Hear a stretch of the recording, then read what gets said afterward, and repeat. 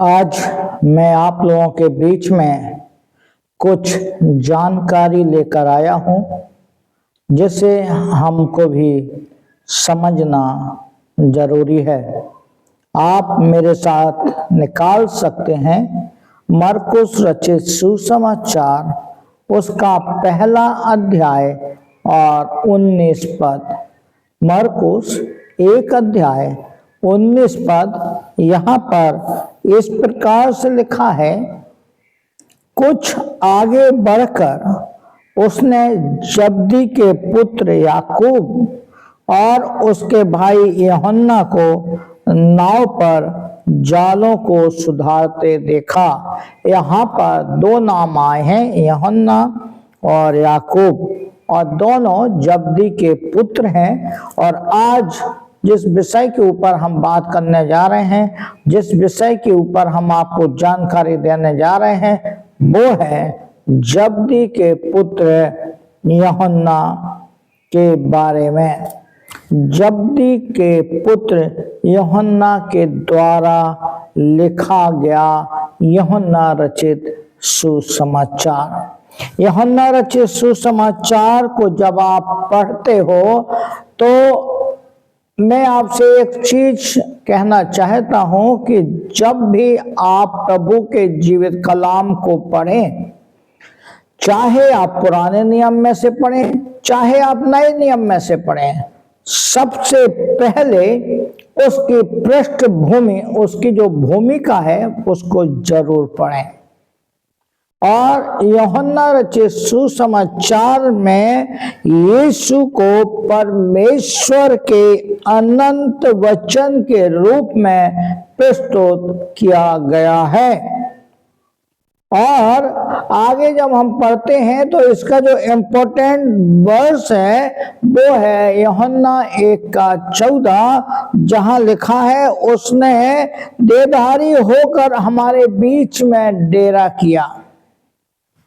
और अगर हम देखें तो यूहन्ना मसीह के द्वारा अनंत जीवन के दान पर यहाँ पर बल देता है। और आज हम आपको बता दें कि यूहन्ना रचित सुसमाचार जो लिखा गया, वो अधिकांश शास्त्री यह मानते हैं कि यह 70 एडी और 90 एडी के बीच में लिखा गया है।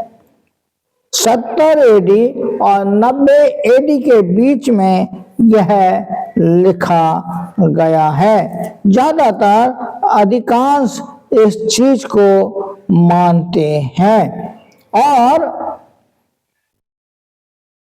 यूहन्ना यीशु के प्रिय शिष्य के रूप में जाना गया। और यूहन्ना यीशु के मन को अच्छे से जानता था। यूहन्ना यीशु के साथ घनिष्ठ संगति रखता था।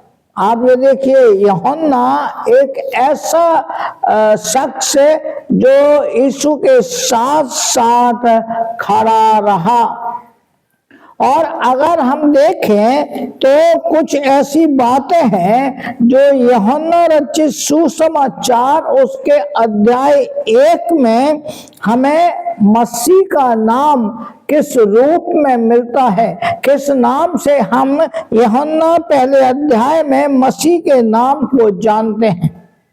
आज थोड़ी सी देर हम उसके बारे में देखेंगे। जब आप यूहन्ना रचित सुसमाचार उसका पहला अध्याय और पहला पद और 14 पद पढ़ते हैं तो वहां पर आप उसे वचन के रूप में देखने को पाते हैं कि आदि में वचन था और वचन परमेश्वर के साथ था और वचन परमेश्वर था।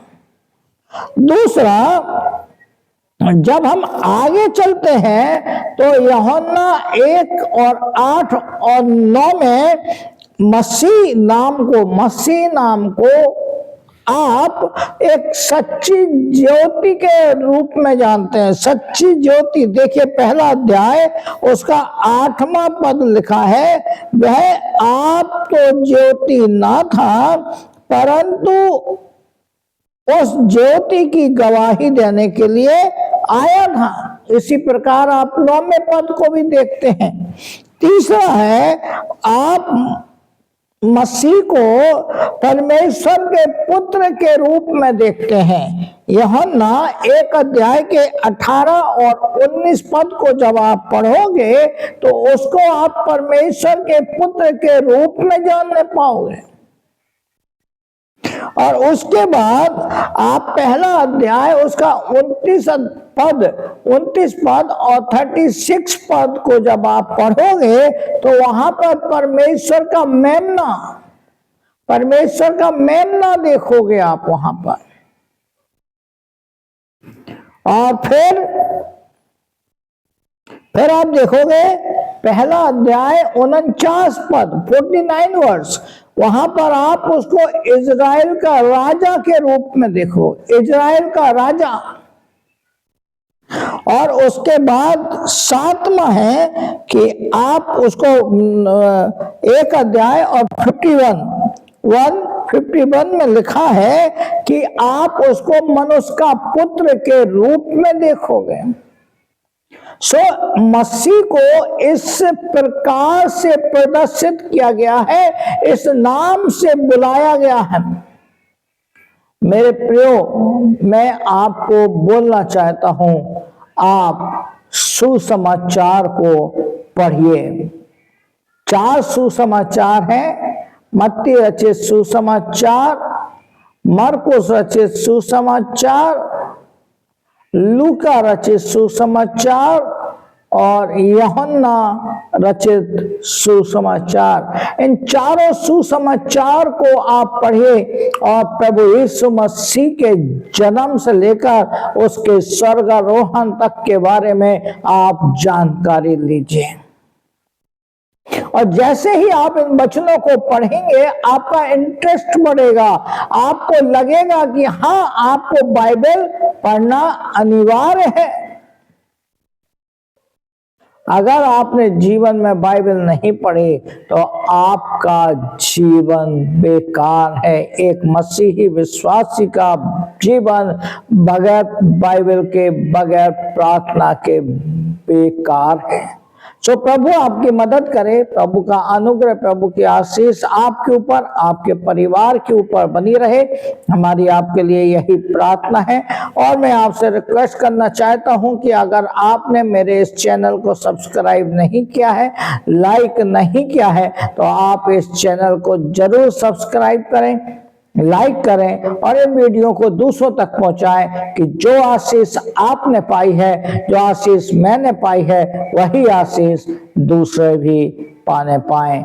आप सभी को जय मसीह की। प्रभु आप सबको बहुत आशीष दे।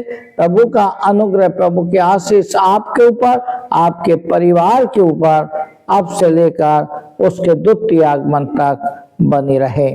जय मसीह की।